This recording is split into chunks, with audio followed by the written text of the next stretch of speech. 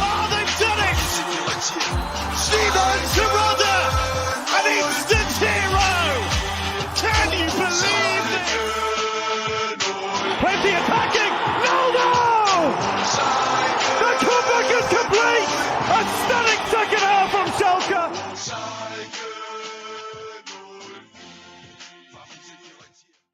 Blau und weiß sein Leben lang. Herzlich willkommen zurück auf Schalke America. Welcome to Victory Monday. I'm your host, Richard Carmen. Joining me, as always, co-host Jack Mangan. How are we feeling, Jack?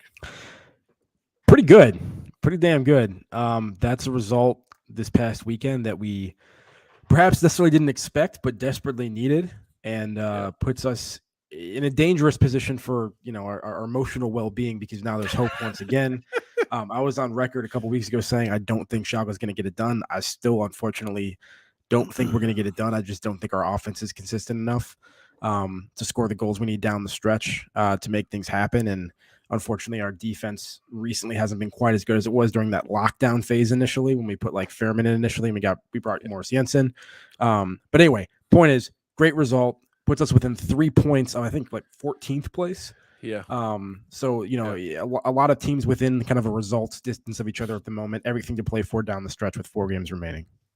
Yeah, I mean, we get 3 points, and we are in 14th place. We're 1 point behind Bochum and Stuttgart. We are 2 points behind Hoffenheim. But if you look at the schedule going down the stretch, both Bochum and I think Stuttgart have Hertha to play still. And we have Mainz, Bayern, 4 top 10 Frankfurt, teams in the table. Yeah, correct. So all fight for Europe. Yeah, you're not expecting anything from the games against Leipzig and Bayern, I mean, Mainz and Frankfurt are both significantly better teams than us this season. So those are probably the 2 games you're targeting to try to get something from. But let's be honest, we're probably going to need at least 1 more win, in addition to maybe a couple other results, you know what I mean, in terms of draws and stuff. Yeah. I don't see us getting safe without picking up another win before the end of the season, at least one of them. And you look at the schedule, you just don't really know where it comes from at this point. Yeah. Early on, I put out a tweet, let's see if I could share it here, about asking, how many points would it take for us to go down the stretch and survive? How many do you think of the last 4 games? How many points do you think we can reasonably get? And a lot of people are saying 80% are saying 4+. That's very optimistic. A few other people saying 2 or 3. It's going to be difficult. I think either way, we're asking a lot. I mean, the team is going to have to pull something like they did with Werder Bremen, getting 2 goals in the last 10 minutes of the game. You're going to need something, because you have to pull some results, because Mainz are going for Europe. Frankfurt, like I said, top 10. Obviously, Bayern and Leipzig are top 4, or battling for top 4. So all to play for still. Leipzig are still trying to get in the Champions League spot, so they would love to get a win. Hopefully, their fate is sealed before they meet us at the end. But yeah, we're gonna have to figure something out. It's not we get the hardest of the bottom 4 or 5 teams with the hardest schedule, and we just have to pull miracles out. Last year we didn't make it easy, right? We went on like a 6-game run or 7-game run to end the season to get out or get up. So this year we're gonna have to do something special again. I mean, like you said, 3 points. I'm thinking at least 4 points. Maybe 6 to kind of to ensure we stay up. That's a lot. That's a tall ask, because I don't know where you're gonna get those 6 points from. Can we beat Bayern? No. Leipzig. There's a better chance of beating Leipzig than you do have Bayern, but yeah, I don't know where we're gonna get these points from. But let's see. I'm leaning towards lately more pessimistic than optimistic, as I had been. I'm more in your camp now. But what if I told you after this game that we would have 19-10 shot advantage over our opponents, 10-1 shot advantage, and corners 11-3? You would have thought we dominated the game, huh, Jack? Yeah, from those statistics, you certainly would have. That's not really the way the game played out ultimately. No. I think a lot of that, the 10 shots on target and the 19 total, I think a lot of that's sort of danger adjacent from Schalke, rather than us creating a large volume in terms of XG or anything as well. Not a lot of clear cut or like really strong opportunities in that mix, but in terms of at least, having the ball in the opposition final third and testing the keeper to some extent. Pavlenka did have some work to do. Yep. And I do think that we were much more dangerous than Bremen for the vast majority of this game. If you are just joining us, it is Victory Monday podcast at Wafflo. We see you. Happy Victory Monday. It's the statistics would tell you that we dominated that game, but it was certainly I like that phrase, danger adjacent, because that's certainly what we were. And looking at the lineup of this one, obviously Schwoloff and goal, not much you can say there. But Matriciani moving over to the right hand side, Kaminsky and Yoshida in the middle with Urinen on the left. Kraus and Krall back together again. Salazar reinserted into the starting 11 with Karaman and Bulter, and then of course Simon Tarota up top. Thoughts on the lineup heading into this one? It's Urinen at left back still. We talked about that. It's difficult to kind of demand Oweon in place of Urinen, given how not convincing Oweon's been. Yeah. And then of course Kaminsky, Matriciani, neither of those guys are really first choice players back there for us. So in terms of a back four, it's not ideal. And then you have Schwolo back there as well. So on paper, you're not liking the stability at the back. The rest of the lineup, although, is largely pretty strong. Sure, if you want to put somebody else up top instead of Terada, I totally understand that at this point. I'm not going to make an argument for Terada being but Bolter, Salazar, Kraus, Krall, I think are all players that we want to see more often than not. Really, the only disappointment or question mark is just Karaman, because far too often he's unconvincing and doesn't do a whole lot. I thought that was largely the case today. He had one or two nice in this game where he played a good ball, and the second half he whipped one into Salazar in the box that kind of resulted in Pavlenka having to get low and make a good save. So that was one of Karaman's better moments, but largely once again kind of anonymous, ineffectual, a little bit off the pace. And unfortunately, I thought Bolter, his counterpart in this game, was actually pretty poor as well. Bolter, not particularly good in passing. A lot of his crosses were kind of aimless. So kind of a mixed bag here in terms of both the strength of the lineup and then also some of the performances relative to what you'd expect. But, not bad. We know what the injury situation is. We know what we're getting into at this point in the season. Yeah, this is something like eight or 9 injuries or something like that right at the moment, which is crazy. We just got Sepp Vandenberg back. He's back. He was back on the bench as a Sebastian Polter. I didn't realize he was out with an ACL injury. I knew he was out with an injury. I knew he had a kid as well, and so he had to take some time off. I guess it's fortuitous for him that he had an ACL plus a kid at the same time, so I got to spend some time with family. But he's back at the bench. He's been back only for a week and a half in training, so he's really fresh off the bench. Tobias Moore back on the bench as well, and then. Obviously, with Schwoloff in goal, you need to have a backup, and Michel Langer back in there as well. So, yeah, interesting lineup. I thought Yoshida and Kaminsky did decently together for the most part. We'll talk about what happened late that nearly cost them. But and Salazar reinserted into the starting 11. I wanted to see more of him. We saw some good performances in the super sub role, but it seems like whenever he started, he didn't really bring anything to us. And I thought in this game, he actually was one of his more livelier games. I don't know if it was a good game, but it was lively because he was constantly involved with crosses and stuff like that. It seems like. Go ahead, please. You got a comment on him?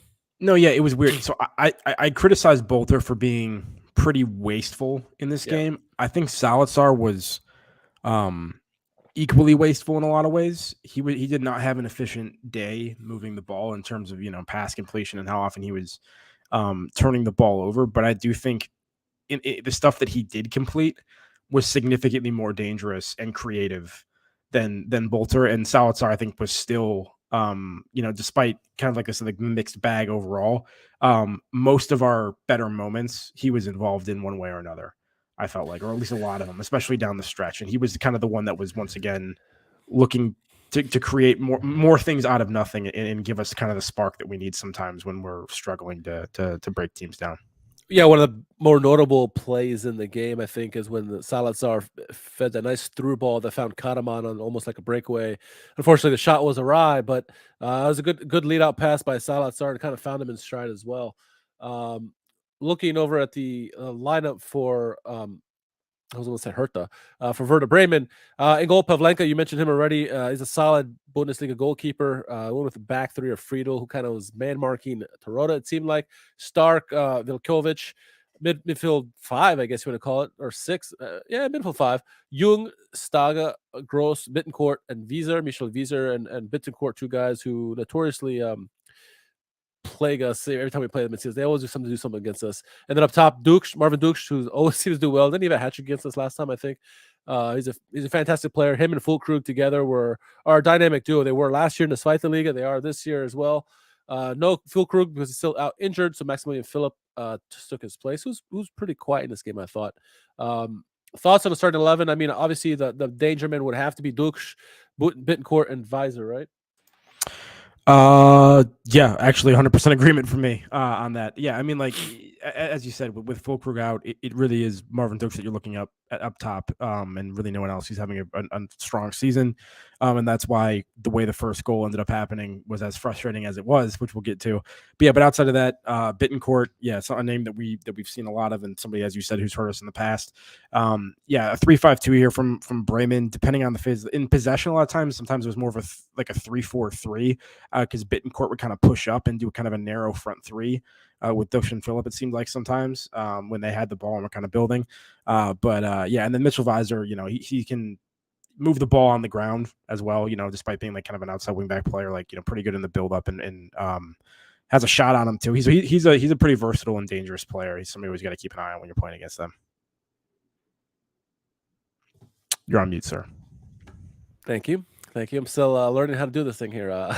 What I was trying to say is that one player in particular, Marvin Dux, not only is he a fantastic player, but his whole family is the Dortmund supporters, and he took great joy in celebrating in front of our Nord Kurve after when his goal scored. But I thought the game, before we get to the goal, I thought the game started out pretty lively. I think Schalke had some opportunities early. I thought Werder had some opportunities as well. Good back and forth, I thought.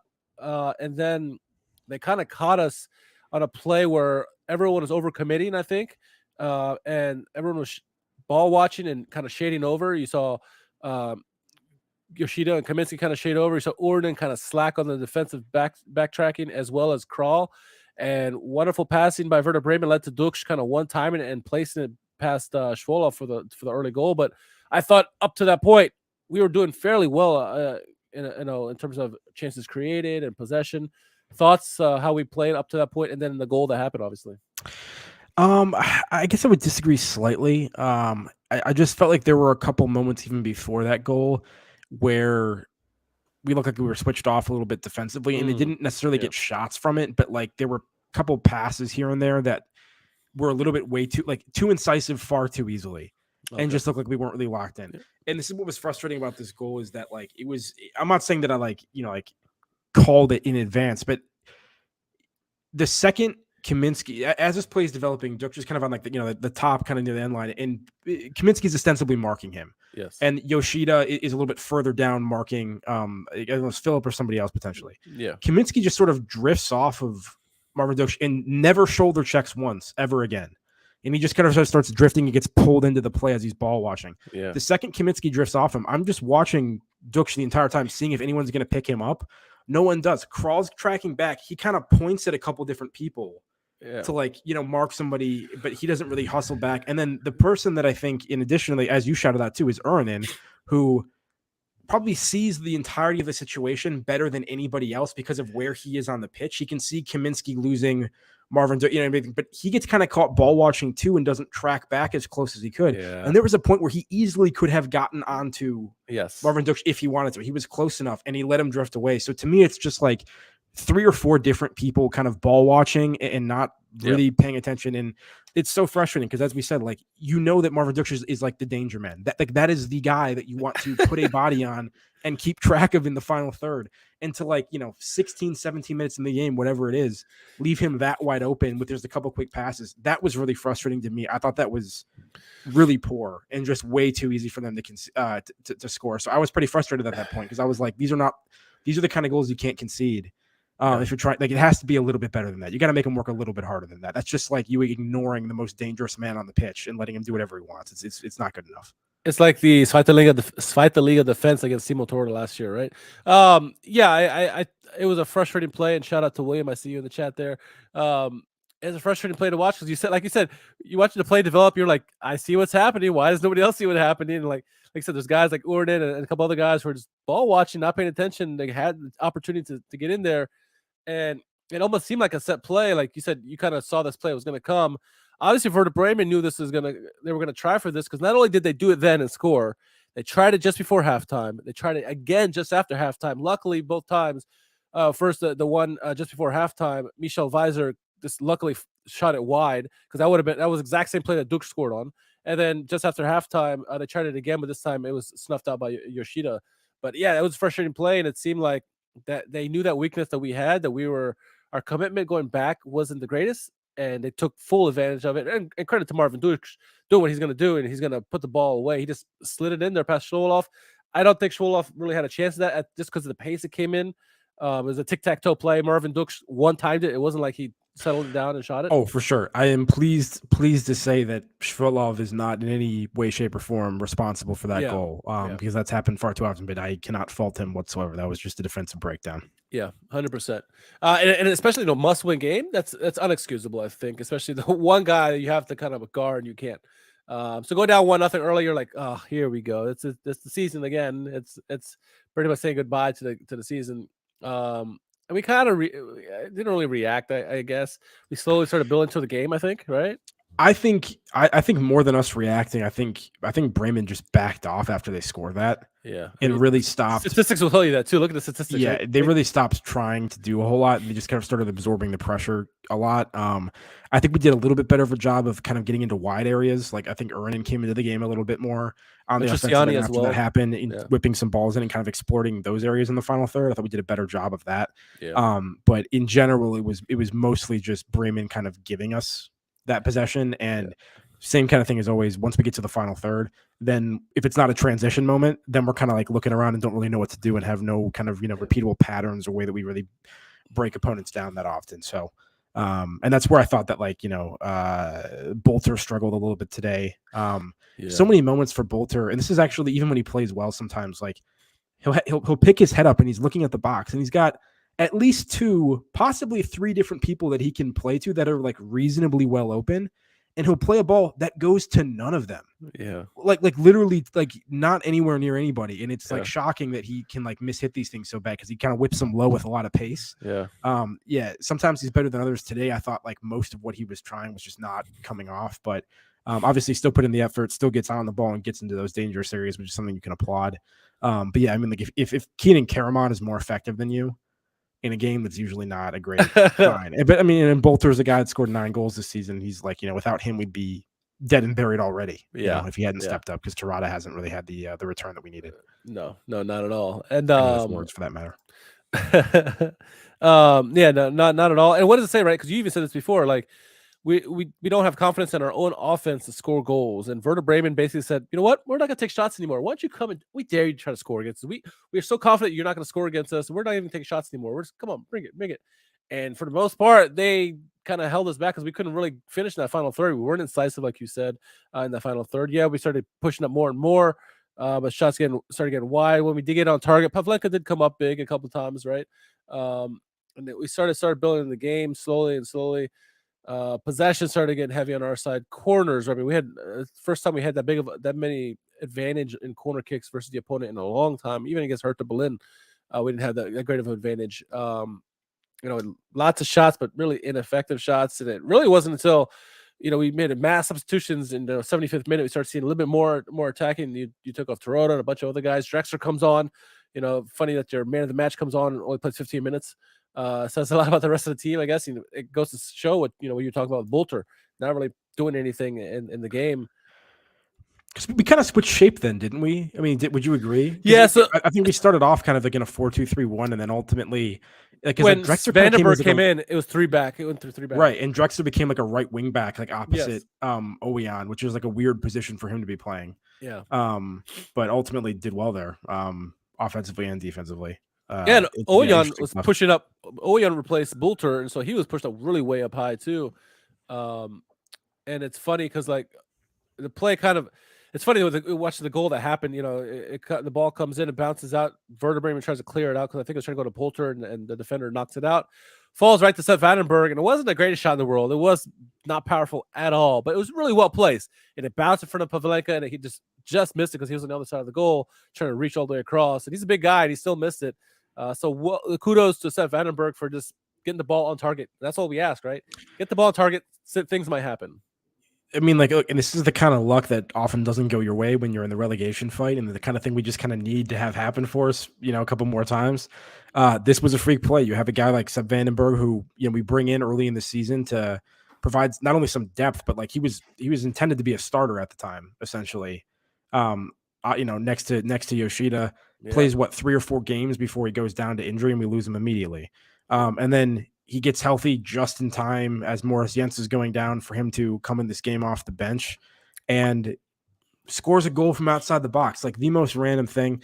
It comes in off of a throw-in that, is like deeper into the box, gets headed out to the edge. When you watch it live, to me, it didn't even look like he was trying to shoot. It looked like he was just trying to beat his man, do it, and kind of get his foot on it. When you watch the replays, it does actually kind of look a little bit more like a shot, but it's sort of an awkward shot in motion. And, he just somehow found a way to place it. I don't think Pavlenka saw it initially. Yeah. So he reacts a little bit late. Just kind of a freak play, but props to Sepp. I mean, I know this has been a tough loan for him when he gets hurt, and huge goal and a huge moment. He was smiling, and it was a fun moment. So that was like got us back into the game. And then, the last, 10 minutes after that, I felt like we're kind of more end to end. Bremen came out, looked like they were trying to get back and win the game a little bit. They woke up after that. Yeah, for sure. And then then at that point I was like, I don't know what's going to happen, but you're in it to win it at that point. And even the announcers are like, they kept saying like, oh yeah, maybe Schalke can get a win here, but Bremen, they're going to look for the counterattack here because Schalke's really going to go for the win, and Bremen's going to get an opportunity. Seeing Vandenberg score like that made it 1-1. And like I said, Werder Bremen finally woke up like, okay, well, I guess we have to play now. And they started playing, and like I said, end-to-end stuff. And Drexler, man of the match performance just for the sequence alone, and I think that's the reason why he got it. First minute stoppage time, Yoshida, who was pretty solid all game long, made this horrible mistake, plays around with it in his own end, loses the ball to Dux. He goes to, I guess his guy Kaminsky was screened or whatever, and he got free shot. It would have gone a goal. If you look where Schwoloff was, he was not going to get that ball. Luckily, Drexler got in the way, hit him in the chest, stopped that play. Lo and behold, the play goes down to the other end after a couple seconds. And Drexler, first of all, Kaminsky, beautiful pass over the top to find who the heck was that?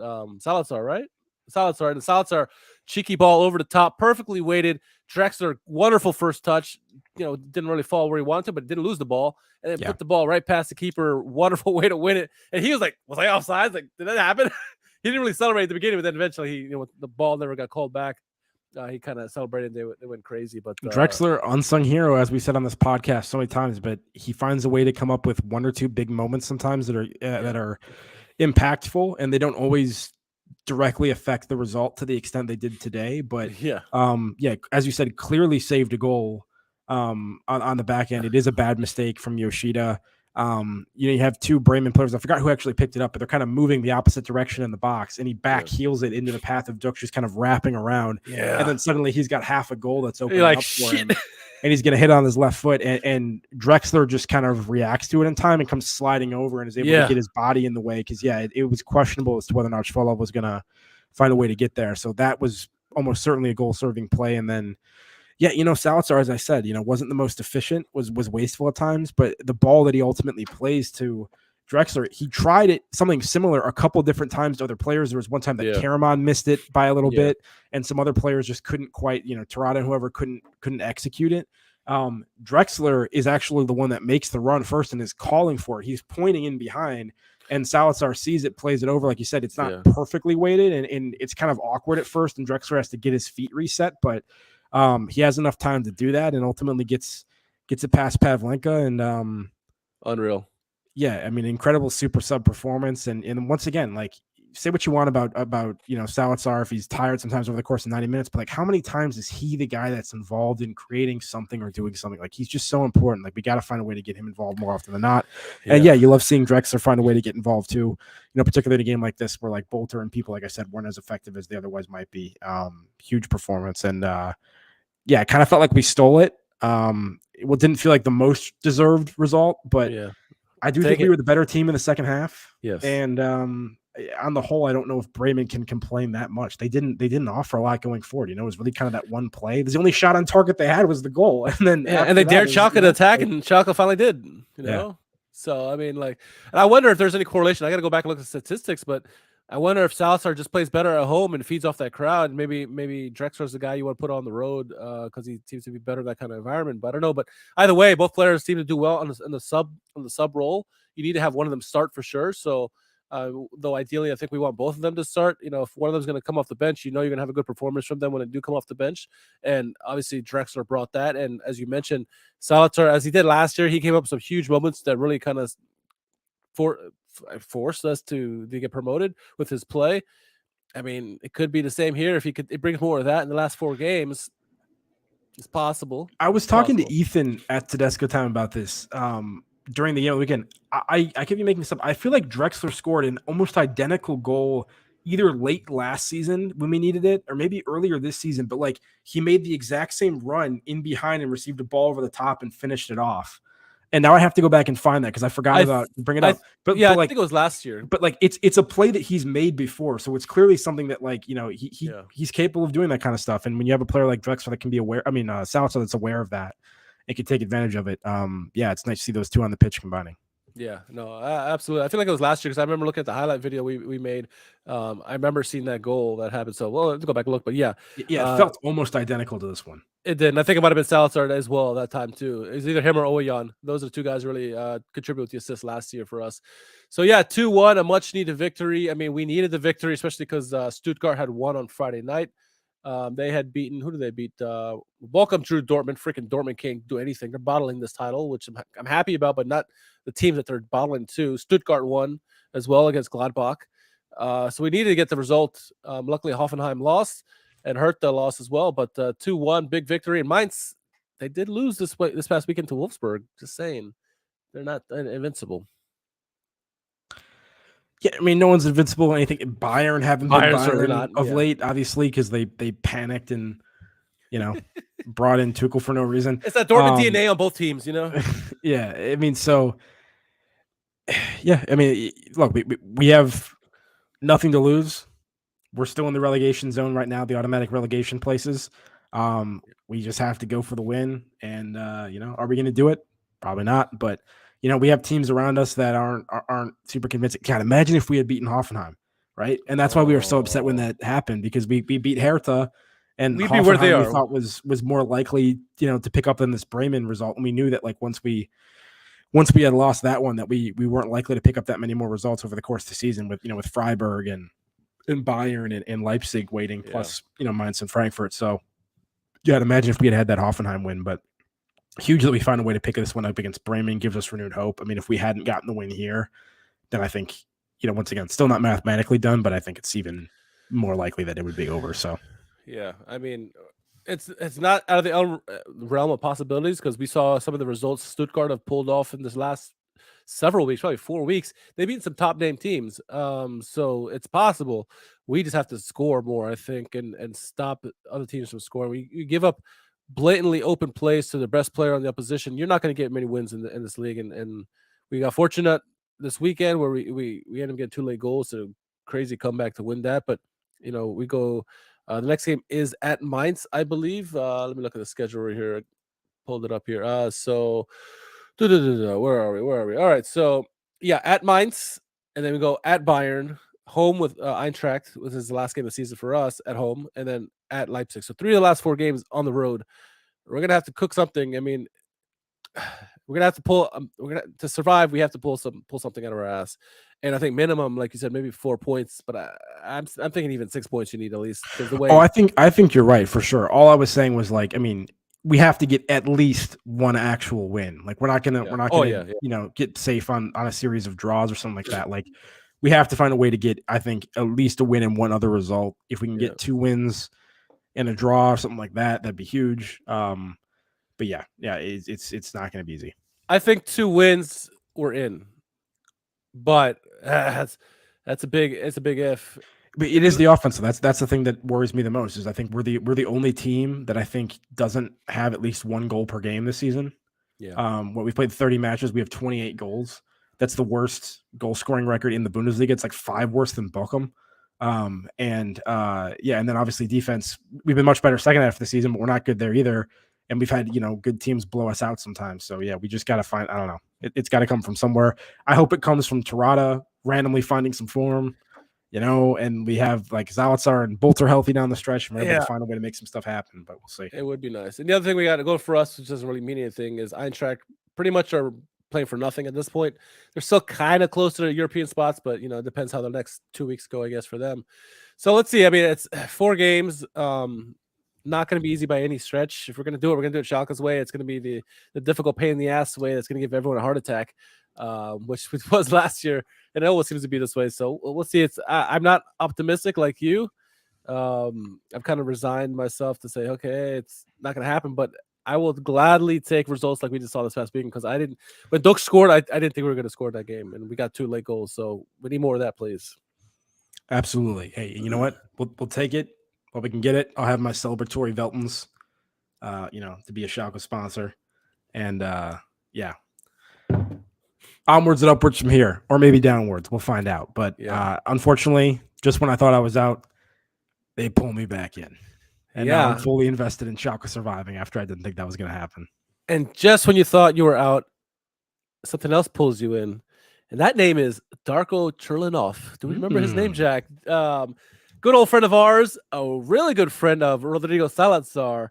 And Schalke Twitter went abuzz this weekend when Rodrigo Salazar greeted Darko Churlinov at the airport. And it reminded me of the little meme we see of the 2 little boys, coming and hugging each other after they've seen it for a long time.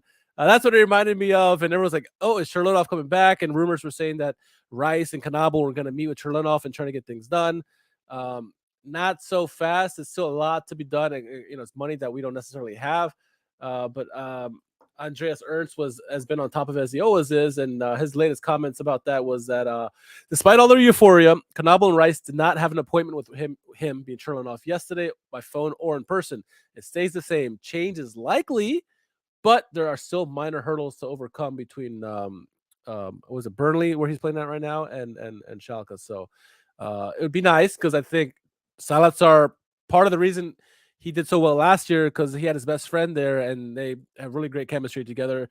Even though Churlinov didn't necessarily play a substantial amount of games, he played enough, and I think this having him there, having someone that you're very comfortable with, helps a lot. Churlinov down the stretch was an X factor. He was big time.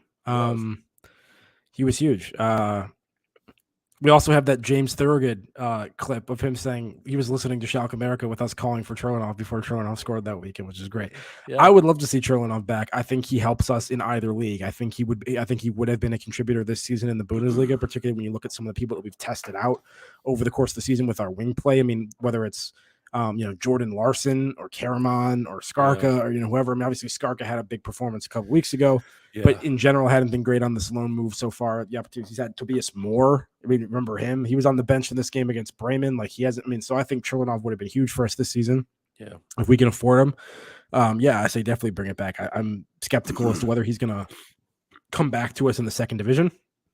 But maybe he would. Yeah, I don't know. I would love to see it. Yeah, anything we can do to kind of keep Salazar happy too, and I think form is great. I think there's a better chance Salazar stays with us if Churlinov comes to Schalke.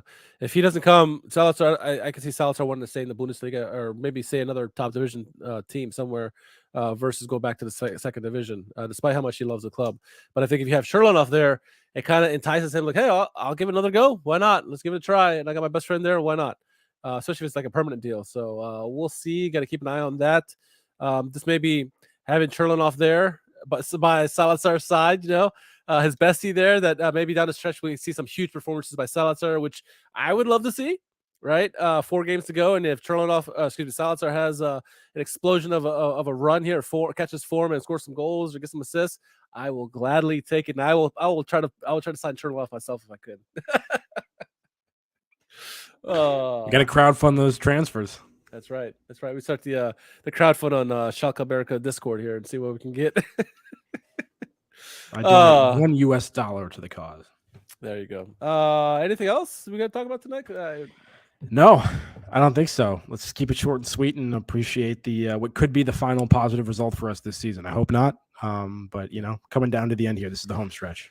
Ooh, it sure is. Got to stock up on my angry tree here so we can my angry orchard so we can get a nice run here by Bolter down the stretch.